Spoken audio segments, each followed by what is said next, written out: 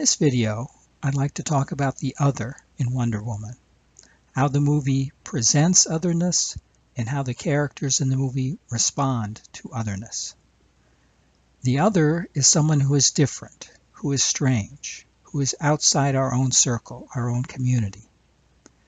This is a theme that is handled in the way this movie always handles themes, not through dialogue, not through speeches, not conceptually, but through the actions, reactions, and personal journeys of its characters. We see, feel, experience the arrival of the other, how each character responds to the other, and which responses are valued and encouraged. Let's start with Diana. Diana is an other on Themyscira. She is an only child and the only child on the island. As her mother Hippolyta says, "You are not an Amazon like the rest of us." Diana is a god with a destiny she is not aware of at the beginning of the movie, but which is revealed to her and which she discovers over the course of the movie. She learns how other she herself really is, not only other than the Amazons who raised her, but even more, other in the world of man. Diana seeks out, embraces otherness. In fact, her reason for leaving her home is to protect those others, who she does not even know. I cannot stand by while innocent lives are lost. The fact that they are the lives of men does not matter. They are worth protecting. This is her natural response to otherness. She embraces it, includes those others in her sphere of concern. Inclusion is her response to otherness. The opposite response is exclusion, the most extreme version of which is murder and death. Ludendorff's response to otherness is to exterminate it. The one person in the movie that is saved from Ludendorff is Dr. Poison. Death is also her response to otherness. Yet, there is an important difference between the two characters. Diana slays Ludendorff. He is other, but beyond the pale. He is another who needs to be excluded, needs to die, deserves death. Diana, however, preserves Dr. Poison despite her crimes. This is because Dr. Poison is capable of human feeling, of attachment to others. We see this in the ballroom scene, where Steve's insight into who she is, into her motivation and dark heart, brings her to the verge of being seduced by him. She feels the attraction to him, the ember of a long-buried need for connection with other people, which brightens in her heart. We saw her response earlier, when Ludendorff stroked her cheek and expressed his faith in her. So Diana preserves Dr. Poison, includes her in those who continue living. Steve is also other, an American spy in the British Army. And as a spy, he is above average, with a certain amount of vigor that sets him apart from other men. He finds himself on Themyscira surrounded by otherness upon otherness, a society of women, all warriors, a society of women rulers, with very different customs, behaviors, and values. But from the very beginning, he is inclusive of these strange women. Waterlogged on the beach and still catching his breath from near drowning, he asks Diana, "Where are we?" Not, "Where am I?" or "Who are you?" but "Where are we?"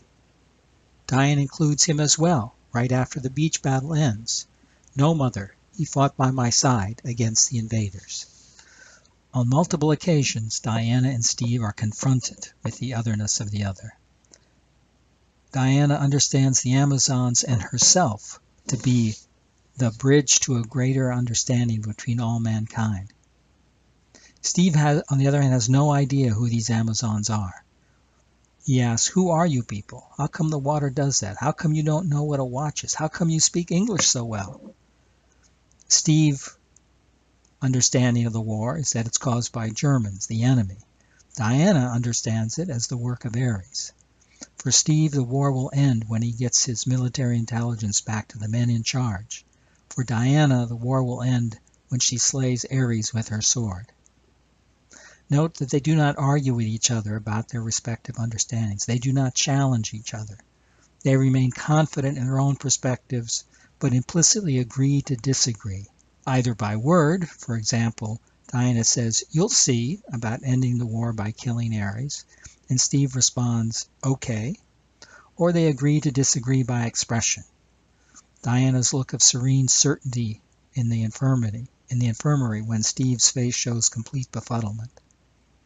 These disagreements and conflicting understandings do not drive them apart, but each lets the other be who he or she is. There's one version of the scene on the boat where Steve proclaims in disbelief to Diana, "You actually believe all that, don't you?" But that scene was not used in the final version of the movie. I believe because it would clash with an essential theme of the movie and undermine the delivery of that theme. Patty Jenkins not only presents us with contrasting responses to otherness, but puts the audience in a position to feel and understand the perspectives of both people who are other to each other. This is exemplified in the boat scene. Steve asks, "Haven't you ever met a man before? What about your father?" Diana replies, "I had no father. My mother sculpted me from clay, and Zeus brought me to life." Steve, after a pause, replies, "Well, that's neat." The laughter this moment induces arises because in that moment the audience is in both Diana's world, accepting her truth, which we've just spent the first 20 minutes of the movie in, and in Steve's world as well, the world we live in outside the movie theater. This double vision is a wonderful accomplishment by Jenkins and positions the audience to vicariously participate in the emerging conflict between Diana and Steve and to root for them to bridge their differences. The love scene between Diana and Steve the evening after Veld is liberated is so powerful, in large part because in this scene, the inevitable otherness of the other, the ineluctable distance between one person and another, the chasms of gender, culture, power, mortality, and values are overcome, and each includes the other in themselves. At this moment, they are just two lonely people, far from home, with no permanent, meaningful, deep connections to anyone else. Yet they find that meaningful, deep connection and embrace it. As they are dancing, Diana asks him, "Is this what people do when there are no wars?" Steve, "This and other things." Diana, "What things?" Steve, "They get married, make some babies, and grow old together, I guess." Diana, "What's it like?" Steve, "I have no idea."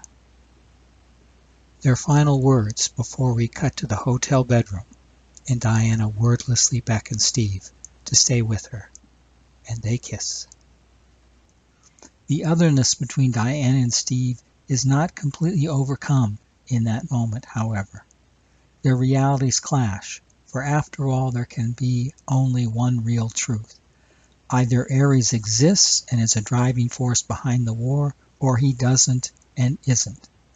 These conflicting understandings of the world and of their own respective roles in that world cannot be resolved in one night's lovemaking. Steve, until nearly the very end of the movie, does not believe in Ares. He challenges Diana in the ballroom scene. Quote, "What if you're wrong? What if there is no Ares?" And doubt flickers across Diana's face, but is she doubting herself or doubting how much she can count on Steve in the fight against Ares?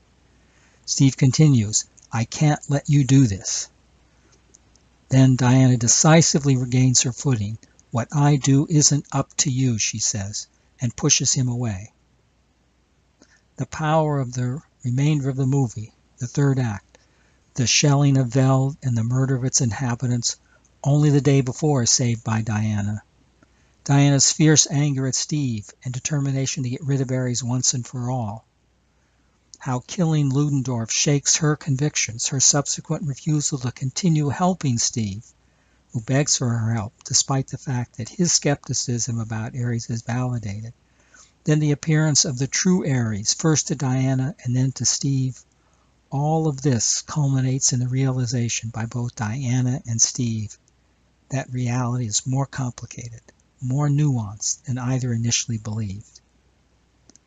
Then, tragically, just as their minds come into alignment in a shared understanding of the world, and their hearts reach out to each other, just at the moment that their otherness to each other is transcended, they lose each other.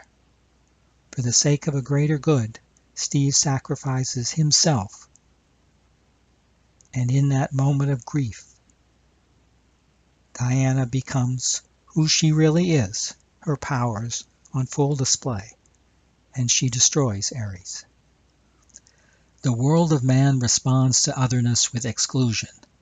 The madman on the docks is chained up, ready to be hauled off to the insane asylum. Diana, and indeed all women, are excluded from rooms and decision-making. Even women themselves exclude each other when they are other. Etta responds to Diana's complaint that the collar on a dress she is trying on is choking her by saying, "I don't blame it," in effect, wishing she could choke Diana. Men's hearts have been poisoned with jealousy and suspicion. Men create otherness, exclude others, and enslave and kill them. Diana comes to the world of men to offer an alternative response to otherness, love. That is, acceptance and inclusion into one's own life, in one's own community, in one's own heart. Note how rarely Diana kills. A soldier on the beach, Ludendorff and Ares certainly, the sniper in the bell tower probably, but mostly she interrupts her opponent, knocks him down, destroys his weapons, puts him out of action without killing. Nearly every scene in the movie presents its characters with otherness, and we see either a response of exclusion or a response of inclusion.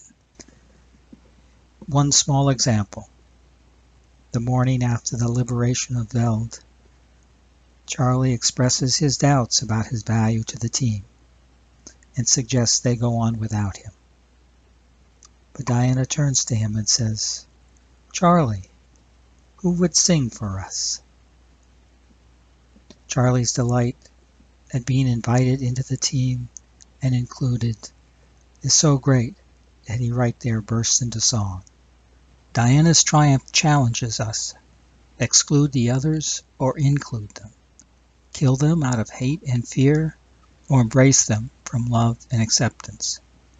I believe this alternative response to otherness, a response of inclusion, not exclusion, is one of the reasons why so many people have been inspired by the movie to become good men and to do good in the world. Thank you. I welcome your comments below.